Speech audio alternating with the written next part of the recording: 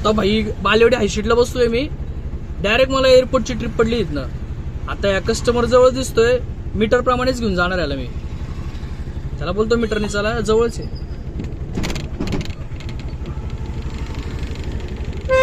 Sir आपको booking है? हाँ मेरा ही ओटीपी काय सर? OTP 2595. 2595. सर मीटर प्रमाणे बरं का फेर. कसं काय? मला तर ॲपवरती दाखवतो ना.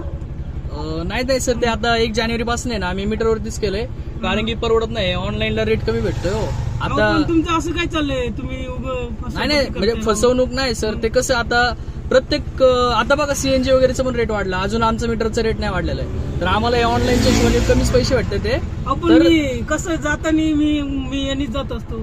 अहो ते आता काही लोक आहे ना सर, जे ऑनलाईन रेट निमन करतात त्यांच्यामुळे आम्हाला नुकसान होतं. पण आता तुम्ही विचार करा, आता सीएनजी 96 रुपये झाले, तर आधी सीएनजी 80 रुपयांनी होता, आता 96 ला गेले. मग आता तोच रेट जो मीटरचा होता तो आतापर्यंत आहे. मग आमचं लय लॉस होतं त्यामुळे, नाही का.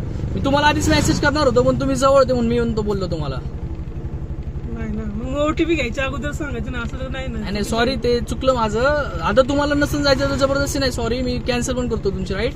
पण तुम्ही एकदा ऐकून घ्या. आता सर साधा तुम्ही चहा घ्यायला गेले ना, चहा जरी घेतला तरी चहाचा पण रेट किती आता, चहा 15 रुपयाच्या खाली भेटत नाहीये. आणि त्यांचा गॅस वाढला, आमचं सीएनजीचा रेट नाही वाढला का? आमचं आतापर्यंत मीटरचा तोच रेट आहे, स्टार्टिंगला 25 रुपये, त्यानंतर 70 रुपये किलोमीटर असं आहे. तर त्यामुळे म्हणजे जास्त नाही होत सर. तुम्हाला ऑनलाईन दाखवते, आता प्रत्येक ट्रिप मागा आम्ही जर 10-12 किलोमीटर गेलो ना, 30 ते 40 रुपयाचा लॉस होतो. आणि मग काय कमवणार आता तुम्ही सांगा? गाडीचे हप्ते भरायचे का, काय करायचं? तरी पण किती होणार आता? मला दाखवते 295 दाखवते. किती होणार मीटरनी? म्हणजे तुम्हाला मी खरं सांगू का, जर ट्रॅफिक वगैरे नाही लागली ना, 350 पर्यंत होतील. ठीक आहे, चालते. Thank you sir. हे कसं आहे सर, आता ऑनलाईन नाही, ऑनलाईन मुळे